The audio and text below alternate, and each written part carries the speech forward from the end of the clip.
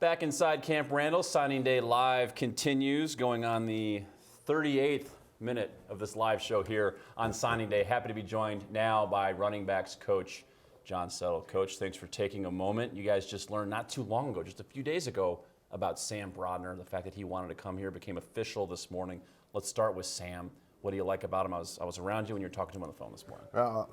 He's a young man that we had in camp when he came to camp this summer. He actually came as a linebacker. And so we had guys on the staff that had an opportunity to work with him. So we knew a little bit about him.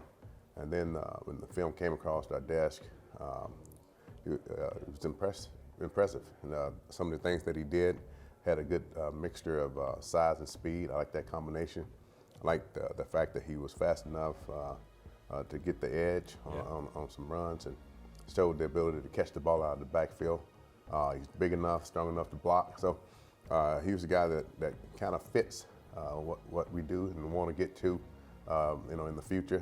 And I'm glad to have him. Say, being a running back at the University of Wisconsin, it's attractive, it's valuable. Let's go through your checklist. What do you tick off? Running back at Wisconsin must be. Well, we all start with what Coach Chris lays out. He must be smart, and we go into the school. I had an opportunity to sit down across from him, talk X's and O's with him, so to speak. Wanted to see his football IQ. That's what kind of student he was, football-wise, how he was able to retain things, and then you move to tough. And so, and in my conversation with him, I asked him, I said, what was the most carries you had in a game? He said 50. 50? 50, so I was sold. And then, you go back and you watch the film, and it happened to be against a good opponent in about 8 inches of snow. And, so he carried the ball 50 times for over 300 yards. So that sounds like some stories somebody would tell. There's a foot of snow on the ground. I had 50 carries back when we had leather helmets. But no, this happened recently. Recently, yeah. Just this past season. So I was excited, to hear that. So, like I said, I was pretty much sold. And then we talked about being dependable. And so I asked him how long did it take him to get ready for the next week. And he said by Monday, his body was beginning to recover. So for me, that's big, the fact that the guy has to be available.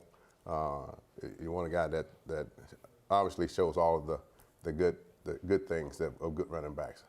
Speed, like we talked about, having good vision, good body, balance control, body control and good balance, and the fact that he's able to change direction, put his foot down, get vertical at 5'10", 210 pounds, maybe a little bigger by the time he gets here. So I like that size. We want to be physical in all that we do. So we talk about a guy that has carried it 50 times in the game. Can't help but smile about that. Ready to go by Monday. Youth, huh? That's good. Well, he's going to come into a room that's got two guys in it who are both going to want the ball. What do you do this spring in terms of figuring that out? Do you let them make a decision for you? Well, what they do on we the always field? talk about competition, and spring will be big for us. I believe that you have a year. They have a year under their belt with the kind of a new scheme, new system that we install. So they should be that much further ahead of the learning curve. And so I'm looking forward to a great competition, not only between those two, but I look to Taiwan Dill, the young man that had an opportunity to get some reps. I think spring would be big for him.